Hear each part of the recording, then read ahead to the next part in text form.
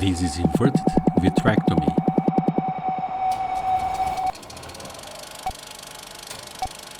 Macular pucker with epiretinal and internal limiting membrane PeeL brilliant blue assisted. The patient has a macular pucker with traction on the superior temporal vascular arcade. The retinal peaks show it very adherent and distorts the vascular arcades, responsible for a huge macular edema, as you can see in the OCTs. The patient is phakic. We start with the core vitrectomy.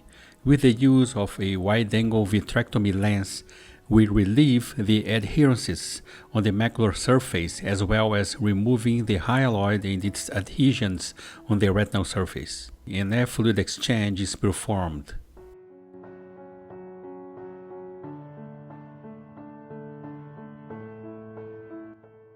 Brilliant blue is instilled in the macular area.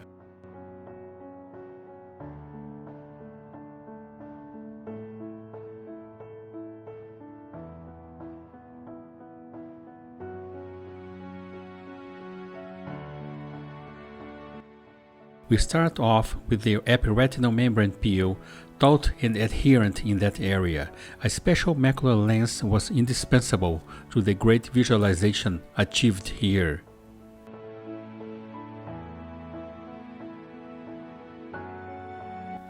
We had to grasp the epiretinal surface tissues with the appropriate forceps in order to find an edge as to remove them.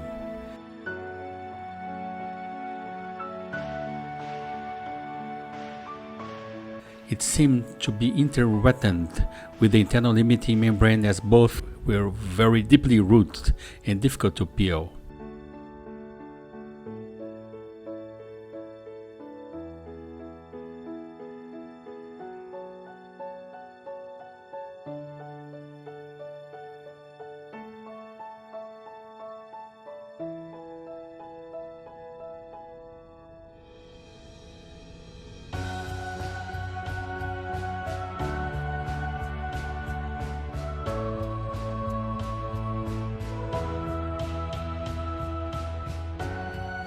Then we switched to the internal limiting membrane peeling.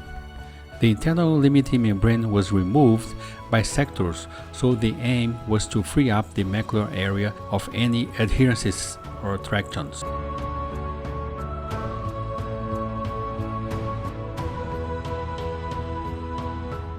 Some small vessels on the way could give very tiny bleedings that just halted, and without any major efforts.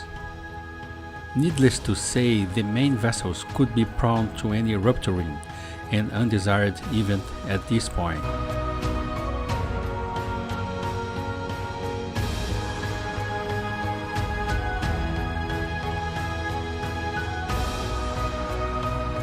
So like an onion skin, the ILM was detached away from their central macular area, and that could be well observed when you watch the contrast given by the brilliant blue within and the ILM free retina after the PeeL.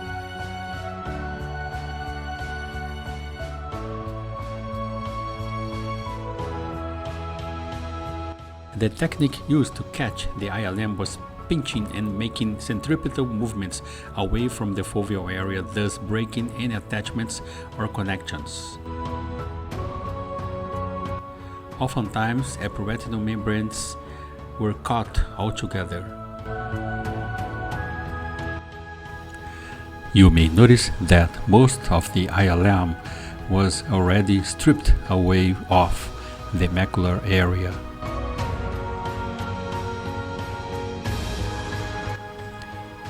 This end grip forceps is actually very good, but you should be extra careful finding the edge and applying the accurate forces, and keep the slow pace so as not to damage the retina layers.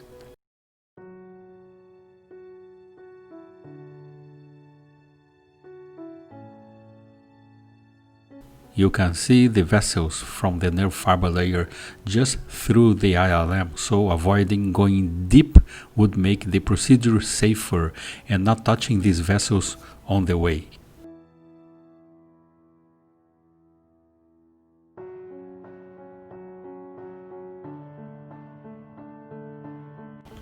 Some remnants from the internal limiting membrane could be stuck in the forceps, and unless they block your view from the retinal surface, you may consider removing them so you would have a clear-cut view.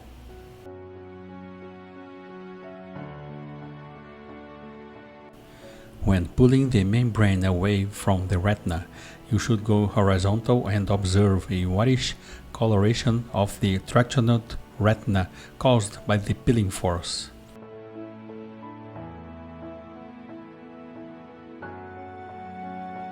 That is exactly what you would see in very taut ILMs, but keep the speed slow, otherwise you may tear the retina.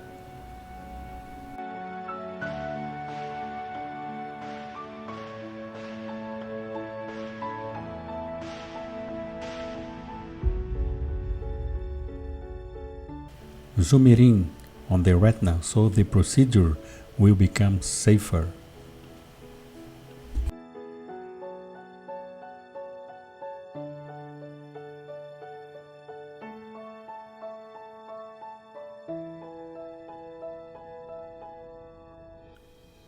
Endolaser was next applied at the very retinal periphery as a preventative method for protecting the retina. Another eye fluid exchange was performed, and that was a total exchange. The aim was to inject a very low expansible intraocular gas, aiming to help in flattening the retina where the traction was. And also in this case, we wanted to avoid a cataract due to the gas contact on the lens surface.